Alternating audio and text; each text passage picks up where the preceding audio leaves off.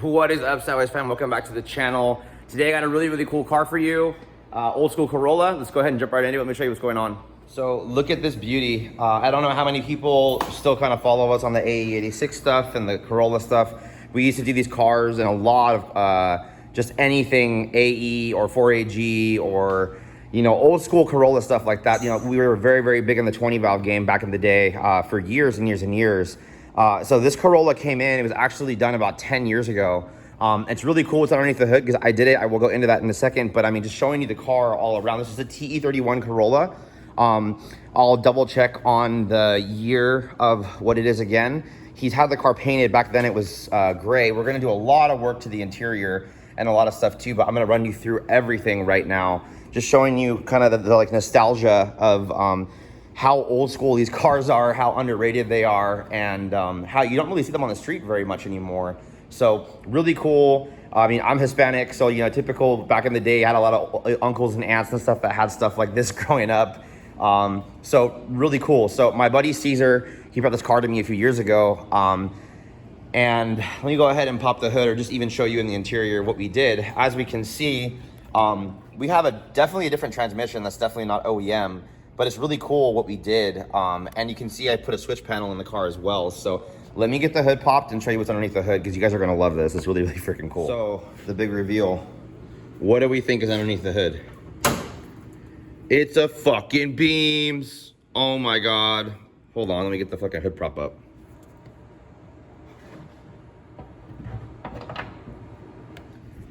So these cars are steering box. So if you do see the motor is a little kiltered, I did do this a long time ago, but we had to clear the steering box with the header, and I was able to use the OEM Alteza header and just weld pipes into the bottom of it to make it just kind of be really cool. So the motor is 100% OEM in stock.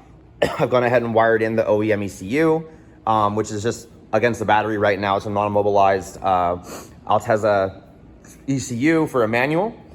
With the 6-speed. So I did go ahead and cut down, like you can see in the C009s, I've cut down the shifter to fit and to make it fit in the OEM location. So really freaking cool. I made custom mounts and I just wired and fired up the car. We even used the super ghetto China, you know, back in the day, you know, eBay special regulator, because you do have to go ahead and understand all IS300 and beams, or just, you know, JDM IS chassis have a fuel pressure regulator on the pump that doesn't allow it to actually pressurize and go high enough without the OEM system. So, and it's obviously, like, I believe it's obviously as well returnless for a IS, obviously. So we made a return system because obviously we don't have that system in the car for fuel. And we went ahead and put in a inline fuel pump. You can kind of see down there, very kind of, maybe you can kind of see. Oh, there you go. You can see the pin on it. But yeah, so inline fuel pump, basically Wobber 255 with a fuel pressure regulator, bumped it up to the appropriate PSI to have it work. And boom, car ran and drove and has ran for the last 10 years. He's super happy. He just brought it in and I was like, oh my God, I haven't seen this car in forever. And it's just like super nicely done, of like just being better than it was back then. I like the old school, like, you know, Bozozuku style, like little lower valence he put on it and stuff, and kind of got it all back together. It's got all like the OEM paneling and stuff. It's not messed up, you know, the OEM headlights. So really freaking cool. But he is having that problem finally after all this time. So let me go ahead and fire it up. I'll show you where we're at and show you kind of what's up with this thing and what we're going to be doing today, or just doing in this video, to be honest. So a couple things I like to say about this inside. I mean, obviously we have like the Mustang style dash. I was just looking in the glove box for the other stuff, but you know, crank style windows. It's actually very freaking clean for an old car. The thing I don't like about the system is his steering wheel seems to be kind of a problem. We need to fix this. I don't like that. This seems like it's going to be a problem. And then as far as the gauges, the only functional gauge he has in the car is the OEM fuel gauge, obviously. I think I did wire up the temp gauge because it is part of a temp switch that's in his radiator, but I'm not sure that it actually reads and works. I haven't tested the OEM radio. We should test that right now, but I'll show you kind of how we did it all. I mean, I even have the blower motor and everything wired up and working on this thing too. So pretty cool. Key comes on, and obviously we have stuff there. And then how I wired it up before is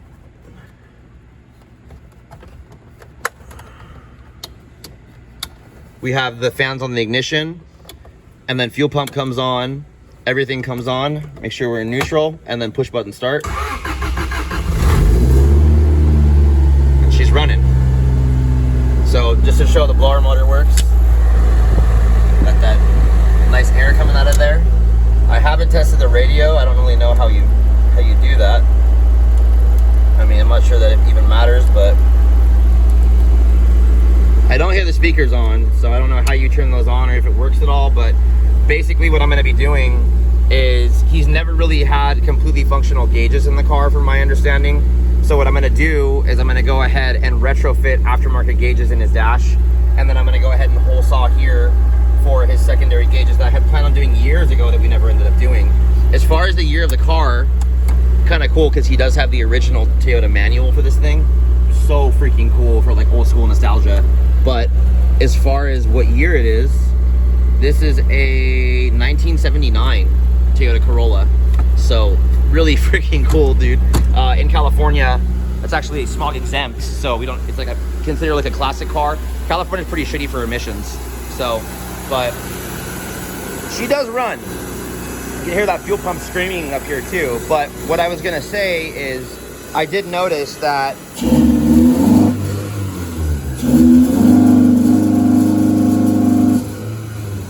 you guys hear it.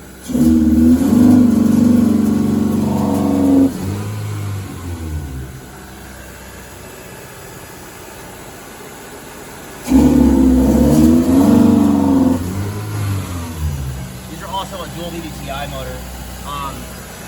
Pretty freaking cool. So anyways, it shouldn't be doing that. So what I've done actually is, let me go ahead and get some pliers and I'll show you what's going on with this thing. I already figured out what's happening and what we're going to be doing to upgrade everything. So give me 1 second. All right, so pretty much a general thing is, I really feel like it's not getting enough fuel pressure. So what we're going to do is we're going to go ahead and we're going to pinch that lower fuel line to raise the fuel pressure on the motor, right? So now I'm closing it. You can hear the fuel pump not screaming anymore. And if I rev it now that I squeeze it basically shut, and I bump the fuel pressure pretty freaking high, it's very high right now.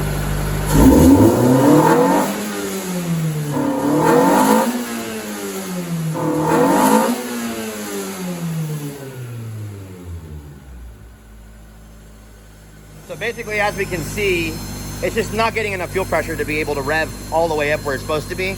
I don't have a wideband on it yet to be able to see what's going on, but what I'm gonna do is either one, I'm gonna start the gauges first, or two, I'm gonna go ahead and just rip all the OEM fuel lines out of this bitch and get it to where it needs to be, because this motor just runs freaking amazing. It's super healthy inside, and for it to have been living for that long, it's something that we're definitely gonna have to do.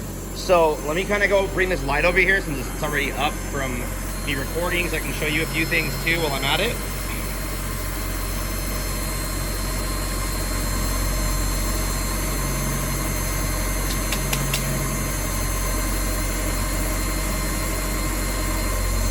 Anyways, I guess we're using the light, but this piece right here is basically a regulated piece too. You can see this bolt coming up and down. So what we need to do, if that's the feed line, we're gonna definitely have to go ahead and delete this completely. And I'm gonna run the fuel lines to the front of the rail on this side, similar to how we do on like a typical race setup, you know?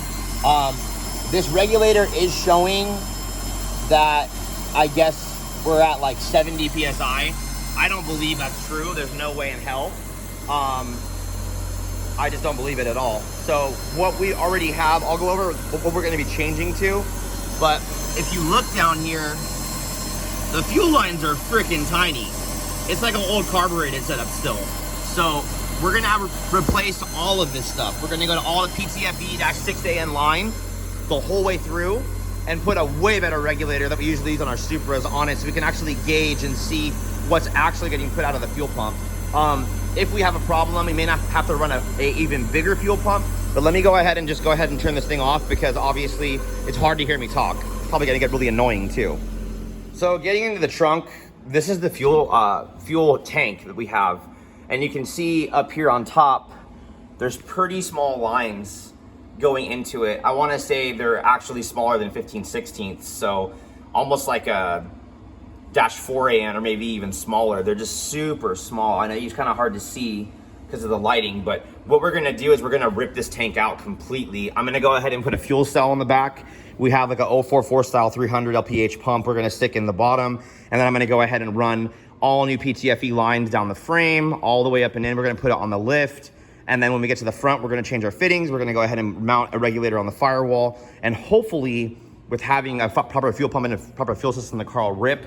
We can go for a test drive, yada, yada, yada. I would like to have the gauges in the car, and I will go over the ones that we got. We didn't spend a lot of money on the gauges as far as them being some super crazy main brand kind of thing, but I'm gonna try these gauges out. I got a GPS speedometer. I'm gonna be putting in a whole bunch of really cool stuff to make it all modernized, and we may have to hack up his dash, but I mean, I'm hoping I can kind of retrofit everything to fit pretty decent, but it's gonna be probably a 4-part video for this thing. So another really funny thing I wanted to show you on this thing is it's just like, we really need to do some suspension work on this thing, because holy crap, this thing just like hops, dude.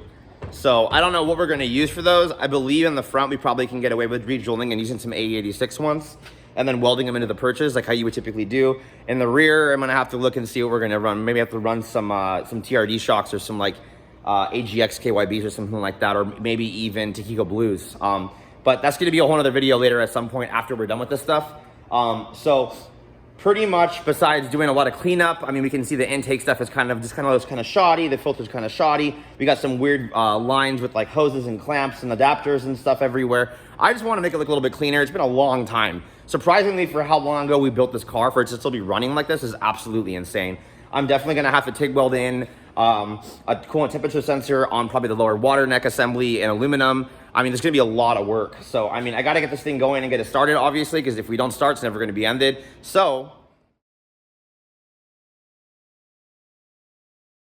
all right, so car's racked. Let's go ahead and get underneath the car and just show you the rest of the stuff, and then we'll end the video so you guys can at least have a quick walk around. And let me know if you guys do want to see the video on this, on me building this thing.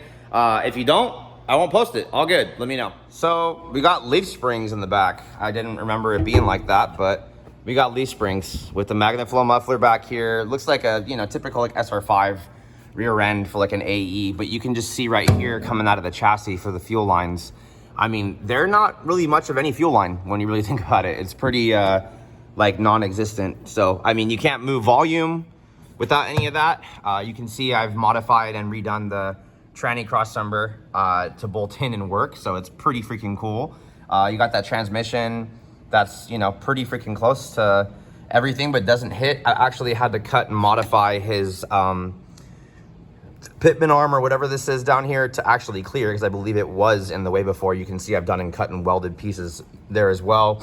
Looks like he put in some new bushings for his steering. It's definitely the AE86 style suspension in the front, because you have it bolted and pieced into basically the OEM knuckle. So it will have to be cut and welded to do coilovers on this thing at some point. But all in all, I mean, man, it's a lot of fucking motor and a lot of crazy to get this thing to work and to fit. So, yeah, man, this is it. You know, one-piece drive shaft from the rear, and let's go. So, anyways, I hope you guys enjoyed this video. I'm not gonna get too much into doing the work because there's gonna be separate videos of me doing all the work. But if you guys do wanna see it, let me know. I'll take a few snippets and a few clips of me doing this anyways. I think it's gonna be a really cool project, and to even be able to go and drive it and hear it rip. They kind of have that 20 valve, like ITB crazy, like throttle noise when you rip them. So it's a lot of fun. So I'm gonna go ahead and finish the video here, guys. Any questions or concerns that you guys wanna know about, hit me up. Until next time, guys, keep watching. Peace.